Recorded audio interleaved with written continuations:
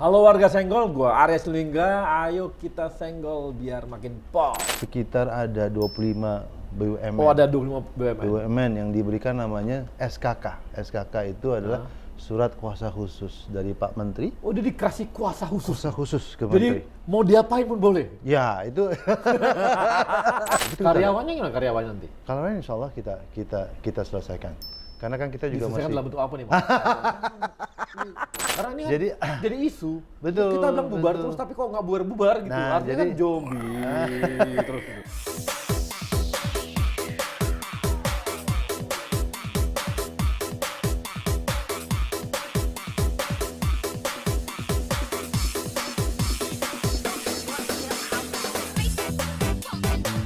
Senggol Bang.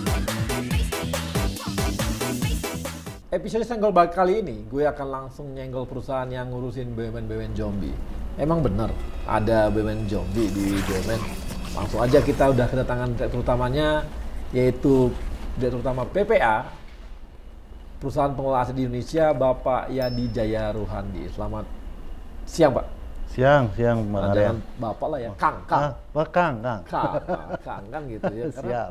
namanya Kang Yadi kan? Hah? Iya, Kang. Kang Yadi Suryadi bukan. Ketahuan banget ya. AB. AB. Nah ini kan seru nih, kan selalu dibilang bahwa ini ada PPA. PPA ini jadi sebuah perusahaan yang ditakuti oleh para BUMN. Hmm. Jadi kalau BUMN masuk ke PPA, ini artinya mau mati nih. Atau jangan-jangan mau jadi zombie nih, kan gitu. Nah, ini sebenarnya PPA-nya apa sih, Bang? Bener nggak sih itu semua perusahaan-perusahaan yang mau hidup segan mati pun tak mau? Gitu? Itu nggak seluruhnya benar lah. Nggak seluruhnya Seluruhnya benar. Lagi pula PPA ini kan suatu alat strategik pemerintah. Oke. Dalam ini Kementerian BUMN ya, untuk bisa memastikan bahwa memang BUMN itu kalau tidak berfungsi secara optimal, yaitu Ya. making profit atau menjalankan fungsi sosial, ya kita lihat apakah memang ada kemanfaatan selain itu. Kalau tidak, ya kita akan coba kita akhiri. Kita akhiri. Kok tuh kan beneran gitu. Jadi kalau perusahaan tersebut dilihat, Iya. kalau masih bisa untuk diberdayakan, Betul. berguna untuk rakyat juga, Itu bisnis modelnya bisnisnya bisa modelnya berkelanjutan. kalau nggak bisa langsung Ya. suntik mati. Oh, Jangan sampai Jangan seperti mati. itu dulu. Kita benar-benar coba untuk kita selamatkan. Oke. Kita lihat bagaimana pemenuhan aspek-aspek kewajibannya terkait dengan karyawan contohnya, Oke. dengan supplier gitu contohnya. Oke. Dan kita benar-benar kita pastikan semaksimal mungkin kita bisa optimalkan dulu sumber daya yang ada, baru kemudian setelah itu kalau memang sudah benar-benar tidak bisa ya kita akhiri. Kita akhiri. Memang harus ada jalan keluar yang jelas. Selama ini kan memang tidak terlihat ya bahwa ada jalan keluar yang jelas yang memang sudah terkatung-katung sudah terlalu lama ya, mungkin dalam era Ini artinya kasih kepastian dong gitu ya. betul. Kalau gitu ini dambaan para wanita kalau. Kan wanita biasanya kan butuh kepastian. betul. Jadi ini Yang kan- pasti-pasti aja Yang ya. pasti-pasti aja. Jadi ini sebenarnya adalah perusahaan yang memberikan kepastian gitu. Benar. Memberikan kepastian gitu. Memberikan kepastian. Berarti ada harapan dong kalau gitu selalu. Kalau di sisi lain sebetulnya ada harapan. Jadi memang nggak semua dari sekitar ada 25 BUMN. Oh, ada 25 BUMN. BUMN yang diberikan namanya SKK. SKK itu adalah surat kuasa khusus dari Pak Menteri. Oh, dia dikasih kuasa khusus. Kuasa khusus ke Jadi Menteri. mau diapain pun boleh. Ya, itu. Jadi seperti kita itu adalah seperti bertindak sebagai pemegang saham. Pemegang Jadi saham. kita benar-benar menentukan, melihat secara objektif Jadi kewenangannya sampai sejauh itu. sampai sejauh itu kewenangan. Tapi memang selalu dalam hal implementasinya kita selalu berkoordinasi erat lah dengan Ya. kementerian. Nggak bisa lepas dari ultimate beneficiary Pasti. owner-nya ya. Dan itu kita lakukan semuanya dengan insya Allah dengan prudent, kita melihat secara hati-hati, kita lakukan segala aspek yang memang berlaku lah dari good corporate governance kita, Ya. kira-kira gitu. Jadi kalau ada perusahaan yang masuk PPA katanya gitu ya. Jadi itu maksudnya bukanlah akhir dari Bukan. hidup dari BUMN. Bukan. Justru mungkin ada kesempatan. Ada beberapa contoh yang kita, yang bulan ini ada satu perusahaan yang kita kembalikan ke negara. Dari tadinya equity-nya modalnya minus, Iya. itu sekarang sudah untung 1,5 triliun modalnya. 1,5 T. 1,5 triliun. Itu kita kembalikan ke negara. Oke. Itu udah selesai. Itu namanya Nindya Karya. Oh. Sebelumnya ada juga. Jadi ada beberapa contoh, dan yang sedang kita istilahnya kita overhaul, kita restrukturisasi, istilah kerennya, itu ada beberapa. Tapi kan ini ya, mental karyawan kalau dimasuk ke PPA itu kayaknya Gimana gitu ya? gimana gitu. Ini adalah akhir kehidupan kami, atau apakah kami adalah bagian dari perusahaan yang masa depannya nggak jelas lagi gitu. Iya. Tapi ya kalau kita lihat, jangan kita dilihat sebagai penyebab. Jadi gini ya, jadi Iya. kalau jangan lu lihat karena Masuk ke PPA. kalau kayak cewek gitu ya. Iya. Kalau kayak cewek tuh, gue yang tanggung jawab loh. Perbuatan-perbuatan orang lain dulu. Nah, bener. Itu ya? Itu analoginya. Itu lagi ya? Jangan kita jadi masalah masuk kita. Justru kita yang paling bertanggung jawab. Kita Ya. justru ingin menyelesaikan, gitu kan? Jadi apa yang lu kerjakan dulu, Iya. gue yang tanggung jawab ini bro. Gue yang tanggung jawab nih bro. Kurang laki-laki apa itu? Ini Jantan mah men. Jantan banget. Jadi biar tahu teman-teman profesional, biar tahu nih. Ini PPA ini adalah perusahaan BUMN yang paling jantan yang ada saat ini. Semua perbuatan yang dulu, baik yang berakhlak maupun tak berakhlak. Mudah-mudahan berakhlak semua lah ya. Kalau berakhlak nggak jadi kayak gitu. Ya. Itu ditanggung jawab sama PPA. Jadi ini adalah pria sejati, Bener. BUMN sejati nih, BUMN sejati. idola semua orang. Kan gitu. Harusnya teman-teman BUMN harusnya senang gitu ya. Karena diberikan kejelasan hidup kan. Diberikan kejelasan Kepastian ada gitu ya. dan bahkan mungkin kalau masih ada harapan, kita berikan harapan. Iya. Jadi- yang lain udah nggak mau kasih, kita yang kasih. Jadi untuk karyawan ada kepastian. Betul. Untuk vendor-vendor ada kepastian. Betul. Dan untuk perusahaan sendiri kalau memang layak, ya sudah gitu ya. Iya, banyak loh kita melakukannya sekarang. Banyak. Yang layak-layak pun, yang benar-benar kita melihat, wah ini dalam industri yang bagus, industri yang growing, mungkin mereka hanya salah langkah 2-3 tahun terakhir gitu ya. Oke. Dan mungkin ada juga akibat COVID juga. Ya. Nah itu yang kita lihat, kita benar-benar kita restru, bukan hanya restru finansialnya saja, tapi bisnisnya juga kembali ke basic. Contohnya bisnis prosesnya kita perbaiki. Tapi diusahakan supaya jangan mati. Diusahakan jangan mati. Diperbaiki jangan mati. Jangan mati. Ini Kira-kira jangan-jangan gitu. karena ini juga dulu Om Yadi ini kan dulu jurusan mesin ya? Iya. Bener nggak? Betul. S1-nya mesin. Kan kalau Teknik orang mesin tuh kan utak-atik supaya bisa hidup gitu ya. Utak-atik supaya bisa hidup. Apapun segala cara dipakai itu bisa hidup. Mesin jahit pun kita lihat. Mesin jahit itu dipakai itu bisa hidup Kita gitu ya. lihat. Bukan hanya mesin mobil, mesin jahit pun kita lihat. Ini bener bisa jalan nggak nih gitu ya. Gitu. Jangan-jangan ngaruh nggak sih? Ada pengaruh nggak sih? Ada. Memang ya? sejak dari awal tuh memang prosesnya demikian ya, for some reason lah ya, one way or the other lah istilahnya gitu ya, bahwa memang di jalan karirnya itu selalu diberikan suatu masalah yang tidak unik. Oke. Jadi masalah yang unik. Unik. Masalah yang unik. Jadi nggak umum, selalu begitu. Bahkan waktu dulu pertama kali kita masuk di perusahaan dulu namanya Amex gitu ya, itu ditaruhnya di treasury. Treasury. Ya, kenapa? Karena kan S1 teknik, S2 financial engineering. Tetap ada engineering-nya. Adanya. Ada. MBA Tetap ada. tapi financial engineering gitu. Nah, itu makanya ditaruh di treasury, bikin produk yang canggih-canggih sedikit, Ya. tapi on the other hand suruh ngurusin restrukturisasi. Oke. Jadi nggak aneh, nggak common lah. Ya. Di mana orang duduk di treasury tapi ngurusin corporate. Itu saya ngurusin dua-duanya. Nah, itu benar-benar alhamdulillah itu bisa memberikan exposure lebih lah kepada saya pada Jadi saat itu. secara mental memang udah terbiasa untuk memperbaiki gitu. Iya. Bener-bener, kira-kira gitu. Gue juga nggak tahu kenapa ya. Sekarang pun hidupnya itu lagi gitu ya. Kenapa begini sih gitu ya? Ya wes nggak apa-apa dijalani. Jadi dia dulu tetap berkah lah. sangat bertanggung jawab dong. Gak berani jawab. Nggak pernah dijawab. Ini mencurigakan. Takut ada yang sesuatu yang enggak, gua nggak tanggung jawab ini. Kayaknya nggak gitu-gitu banget ya kayak. Bener. Oke.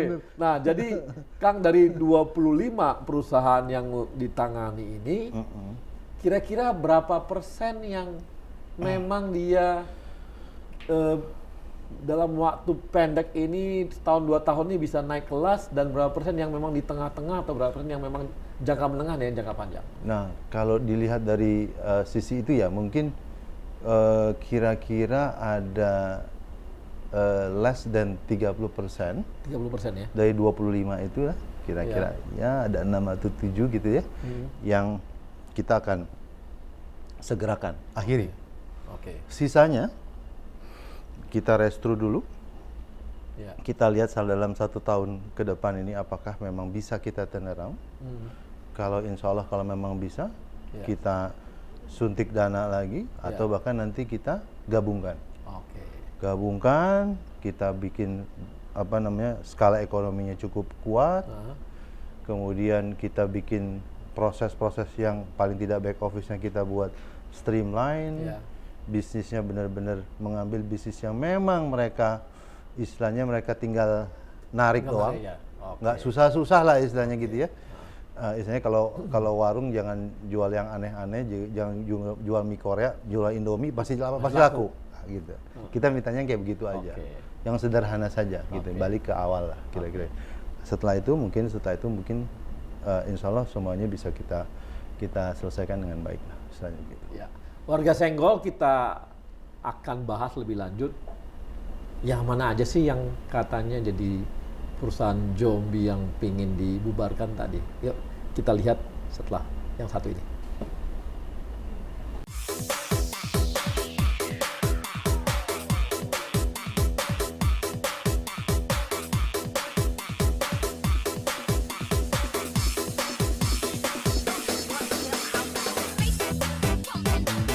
Senggol Bang.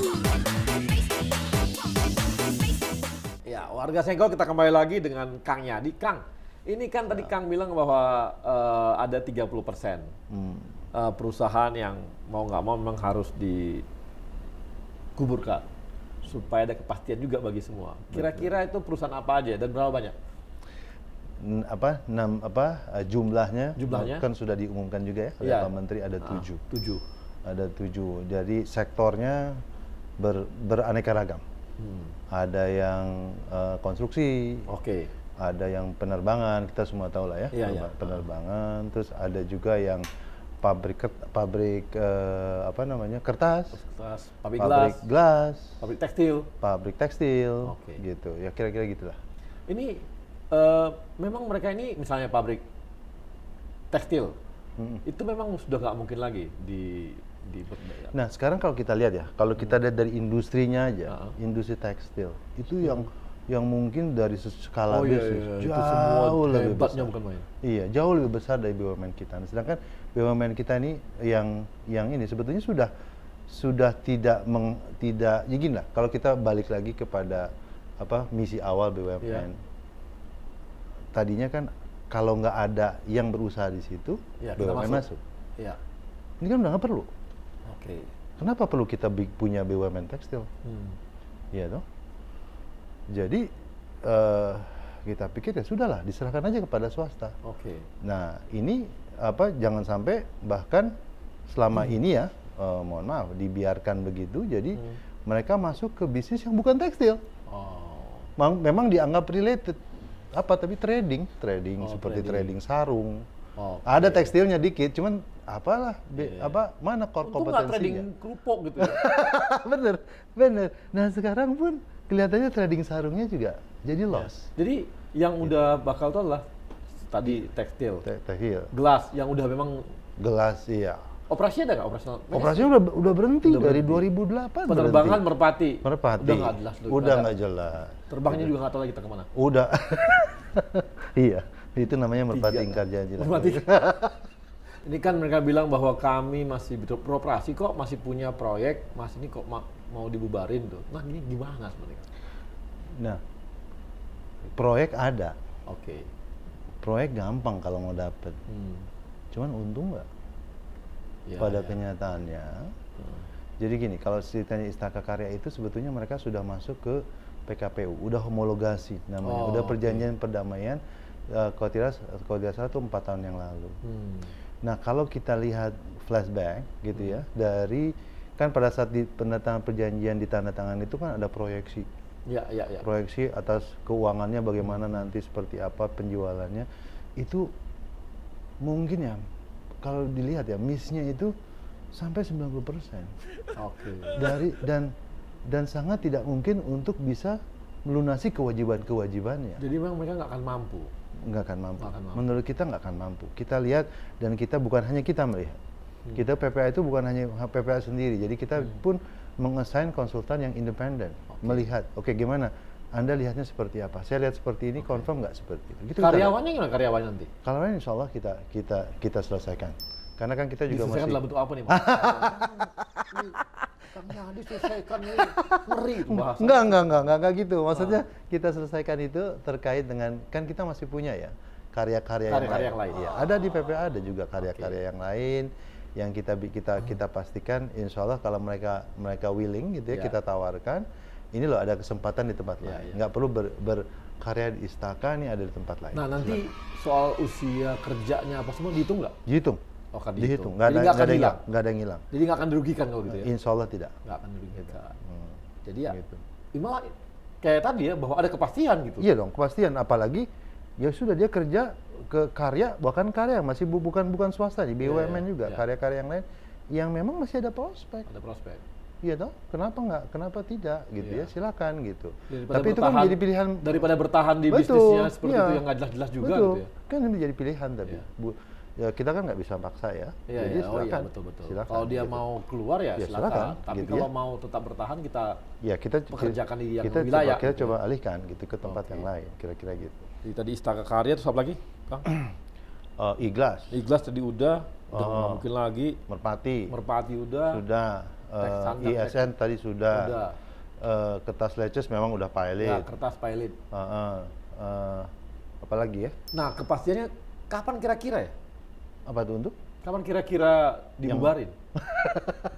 Jadi Tahapannya. Karena ini kan jadi isu. Betul, Kita bilang bubar betul. terus, tapi kok nggak bubar-bubar gitu. Nah, Artinya jadi- kan zombie terus gitu. jadi memang kalau ngikutin aturan memang ada ada tahapan-tahapannya. Ada tahapannya. Jadi kalau yang namanya BUMN atau Persero itu kan dia itu PT dan BUMN Persero. Oke. Jadi yang akan kita kerjakan itu adalah BUMN-nya dulu, status BUMN itu dulu diselesaikan. Caranya seperti apa?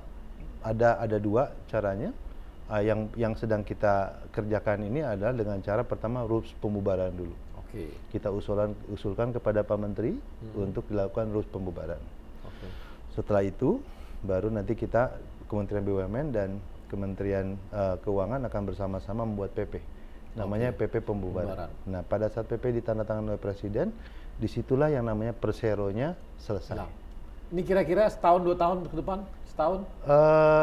Insya Allah 1 tahun selesai. Setahun selesai. Nah, Ya, jadi teman-teman ini jelas ya, target setahun sih udah yang selama ini dikatakan BUMN zombie bertahun-tahun sejak berapa periode yang lalu, berapa kabinet terus terjadi, sekarang kita akhirnya mungkin setahun ke depan akan hilang dan beneran mereka akhirnya akan dikubur dengan tenang dan damai gitu ya. Jadi jangan di zombie lagi. Gitu. Ya kan gitu. kita Baik. doakan lah. Ya, nah kawan-kawan kita akan lihat lagi nanti gimana sih ke depannya perusahaan-perusahaan yang ada di bawah PPA ini apakah akan di scale up dan sebagainya. Kita akan saksikan di senggol berikutnya.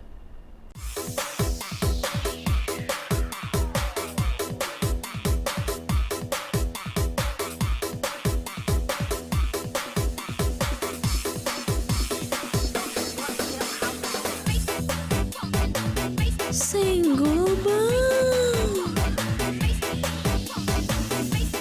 Nah, namanya BUMN udah pasti bertransformasi. Nah, kita mau tahu nih transformasinya PPA ini jadi apa gitu. Bentuknya jadi apa? Kira-kira ini ke depan transformasinya PPA jadi apa, Kang Yadi? Iya, sesuai aspirasi dari pemegang saham. PPA itu didorong untuk menjadinya namanya NAMCO. Oke. Apa sih NAMCO itu ya? Itu namanya National Asset Management Company. Ya. Ada nggak benchmarknya? Oh ada, banyak. Ada di India, ada di Cina, ada di Korea, ada. Dan memang itu adalah dianggap sebagai suatu instrumen strategis pemerintah dalam pengelolaan BUMN supaya nilai sosial maupun manfaat ekonominya optimal. Oke. Nah, untuk PPA kita itu memang dengan atas dasar aspirasi dari pemegang saham itu kita jalankan konsep NAMCO itu melalui yang namanya 3 pilar bisnis. Gimana tuh 3 pilar bisnis, Kang? jadi Tapi jangan terlalu serius nih. Harus gampang nih. Siap. Harus gampang. Jadi yang pertama itu yang tadi kita ngomongin, BUMN, restrukturisasi, Ya. revitalisasi, Oke. pengakhiran BUMN itu satu pilar bisnis. tahapan. Iya, satu yang pertama. Yang kedua itu ada juga kita diminta untuk melakukan pengelolaan NPL dari perbankan. Nah, jadi kan sekarang nih kan gara-gara COVID lah ya, pandemi kan nilai loan portfolio dari perbankan itu NPL-nya kan naik. Naik, betul. Nah, itu bagaimana kita menempatkan PPA itu untuk bisa membantu. Jadi bukan seperti BUMN dulu ya. BPPN dulu. Ini PPA ini hanya melakukan bagaimana kita smoothing lah NPL dari perbankan itu supaya bisa kita kelola. Tapi kalau dulu adalah wajib, sekarang berdasarkan on commercial basis. Oke. Kira-kira gitu. Itu yang kedua. Yang ketiga itu kita memang mengacu ke anggaran dasar kita berinvestasi juga. Jadi kita tuh sebetulnya lembaga investasi atau pembiayaan. Cuman kita nggak akan compete dengan bank. Kita memang masuk ke yang kita namakan special situation. Jadi kita namakan special situation fund. Nah, saya kemarin kan dengar juga tuh bahwa PPA katanya masuk ke Bank Syariah. Iya, baru aja kemarin. Nah, itu gimana? Kok bisa masuk? Itu gimana sih? Ya, apa yang tangani di situ? Jadi yang kan kita dia Bank Syariah itu bukan BUMN gitu. Bukan. Kan memang secara anggaran dasar pun kita tidak dibatasi sebetulnya. Hanya BUMN. Itu yang pertama. Jadi scope atau bisnis scope itu memang sesuai dengan anggaran dasar. Kita boleh masuk ke sana. Tapi yang kedua, itu apa yang kita lakukan? Kita lakukan sebetulnya terkait dengan tupoksinya kita juga. Kita mengalihkan pinjaman yang bermasalah, pinjaman yang berkualitas rendah di bank syariah itu. Mungkin saya sudah bisa bilang kelihatannya kalau nggak salah sudah di pers juga. Itu Bank Muamalat. Bank Muamalat Indonesia. Nah, itu jadi asetnya atau utangnya itu aset-aset loan portfolio itu akan ditangani oleh PPA. PPA akan menangani untuk kemudian Bank Muamalatnya sendiri akan right issue lagi, disehatkan lagi. Ada pemilik baru sekarang yang namanya BPKH. Nah, itu kita bersama-sama, jadi istilahnya team up, berpartner lah dengan PPA dengan BPKH menyehatkan, istilahnya ujungnya adalah menyehatkan si Bank Muamalat. Tapi yang saya ini ada rancu soalnya. Ini kenapa PPA masuk ke penyataan perbankan? Enggak, kita enggak masuk ke sana. Yang kita lakukan itu hanya kita adalah melakukan pengelolaan dari non performing asetnya. Itu. Jadi kita istilah kerennya stay true to our core. Kira-kira nanti gitu. jual lagi. Kita jual lagi, kita akan recovery, kita kembalikan ke banknya. Tentunya PPA juga mendapatkan fee lah terkait dengan hal itu. Jadi bukan dijual ke tempat lain, itu bukan ya? Enggak. Tetap akan dikasihkan lagi kembali. Ya, ada jadi hasil recovery-nya. recovery-nya. Jadi dari asetnya itu kita pindahkan dari buku bank ke dalam suatu anggaplah SPV gitu ya, kita ring fencing supaya tidak kena juga kepada dampaknya kepada PPA. Kemudian hasil recovery-nya itu kita bagi rata lah istilahnya gitu. Nanti ini yang pertama dong kalau untuk PPA di luar dari BUMN yang penanganan seperti itu.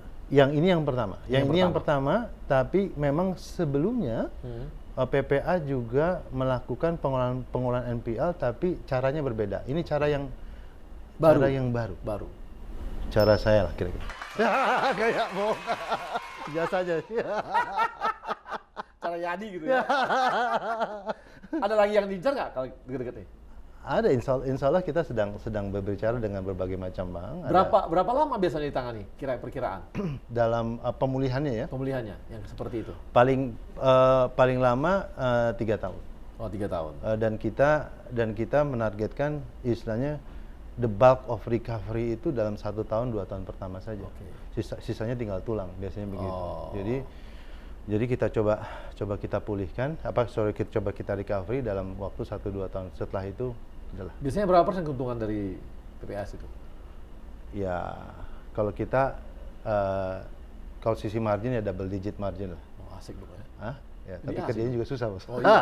Loh, di mana-mana barang susah itu mahal, Bos. Nah, kan gitu. gitu. Sesuai kan? Sesuai lah. Effortnya sesuai dengan hasilnya. Sesuai dengan hasilnya. Nah, ini kan ada kabar juga bahwa salah satu juga dari yang namanya Namco tadi itu adalah menangani apa namanya, nanti setelah baik akan di scale up ke Dana Reksa. Hubungannya gimana sama Dana Reksa? Nah, jadi sesuai dengan arahan dari kementerian juga bahwa kita itu akan ada yang namanya klaster Dana Reksa PPA. Oke. Jadi dari PPA-nya sendiri kita kan tadi ya sudah saya sampaikan kira-kira apa utamanya kalau melakukan restrukturisasi.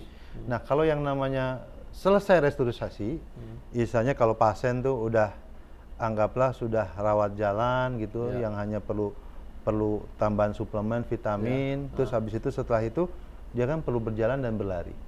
Nah, itu baru hal itu kita transfer ke Dana Reksa. Nah, jadi mainly tugas Dana Reksa itu melakukan namanya scaling up. Jadi scaling up bisnisnya. Bisnisnya sudah mapan, sudah ada juga perusahaan-perusahaan yang anggaplah masih skalanya masih kecil, ada chance untuk kita besarkan. Nah, itu Dana Reksa menjadi tugasnya. Ini perkiraan ada berapa? Perkiraan nanti. Total perusahaan di under cluster kita itu ada 35. Yang mau di ini nggak? Mau scale up? Yang mau di scale up itu ada sekitar kalau tidak salah ya 15-an ya. Correct me yang mau nanti ya. Kira-kira sekitar segitu kalau nggak salah ya. Yang pasti dari sisi ada BUMN kawasan industri, gitu ya, BUMN pengelola. Nah, saya bingung tuh, kok bisa ya kawasan industri kok rugi gitu? Sebetulnya nggak rugi. Oh, nggak rugi? Nggak rugi, tapi? Nggak rugi, tapi bisnis skalanya kecil. Gitu. Nah, sekarang kurang scale up gitu ya? Kurang di scale up. Nah, kalau Kurang dibandingkan efisiensi. dengan kalau dibandingkan dengan kawasan industri yang dirun oleh swasta lain gitu ya? Lain, Bos. Nah, ini kenapa mereka bisa, kita nggak bisa, gitu ya. Iya, saya kadang bingung loh. Kalau saya lihat ke swasta gitu, kalau industri swasta gitu ya, kayak wow gitu. Iya. Asal saya ke BUMN, kayaknya suram. Jadi memang mesti Terus saya dimarah-marahin sama BUMN yang swasta, yang kawasan gitu. Ya memang Ya makanya Kang yang diturun tangan gitu. Ya makanya memang perlu introspeksi lah kita benchmarking gitu ya. Sebetulnya kalau swasta tuh ngapain sih, apa yang dijual?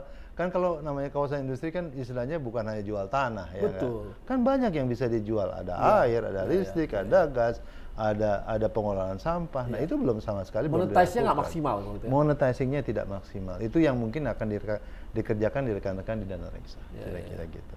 Padahal banyak sekali kita punya itu ya. Oh, banyak, Pak, banyak. Dan itu terbentang loh di mana-mana loh, dari Makassar. Dan bagus semua lokasinya. Bagus semua lokasinya ya, karena premium tuh. Luar biasa. Makanya kalau di swasta mah udah jadi duit banyak nih gitu. Karena ternyata deket sama pelabuhan. Betul dan sinerginya tuh gampang. Betul, sinerginya tuh bisa banyak. Jadi kita punya BUMN gas, kita punya BUMN yang tanam. Tapi nggak maksimal sama. Tapi nggak maksimal. Nah, itulah makanya perlu kita pikirkan lagi bagaimana kita coba tadi scaling up. Nah, bakal ada nggak BUMN lagi yang bakal masuk PPA? Oh no. Kira-kira. Mudah-mudahan sih nggak nggak ada. sebut nama. Mudah-mudahan sih nggak ada ya. Udah nggak ada. Cuman memang mungkin penciuman. Mungkin levelnya bukan di level BUMN Persero ya. Iya. Nah, mungkin di level anak perusahaan BUMN. Oh. Jadi ada, tapi bukan istilahnya bukan jelek-jelek banget, enggak. Karena mungkin dari dulu kan BUMN biasanya kan punya uang jor-joran investasi kiri kanan. Nah, sekarang pokoknya apapun digarap. Iya, zaman kan sekarang beda. Ya, Pokoknya semua BUMN ini apa aja ada ya? Betul, betul. Kecuali Betul, sorry. model agency. Nah itu, nah terkait dengan hal itu, sekarang kan istilahnya diluruskan lah ya, Iya, iya. sesuai dengan transformasinya, sesuai dengan roadmapnya. Nah itu pas di ada transformasi tersebut, ada yang memang tidak cocok lagi ya di situ. Jadi memang kayaknya nggak ada, belum ada kali ini ya.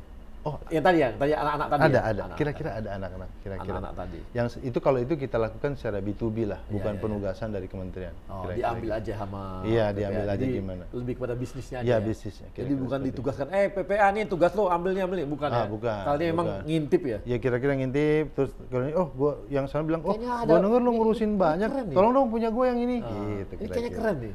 Kok nggak maksimal gitu. Iya, kira-kira gitu. Jadi teman-teman profesional bahwa jelas ya bahwa ini PPA tadi ya, ini adalah perusahaan yang paling jantan di BUMN, sangat bertanggung jawab, perbuatan baik yang nggak berakhlak maupun berakhlak pada masa lalu. Ini yang tangani adalah PPA.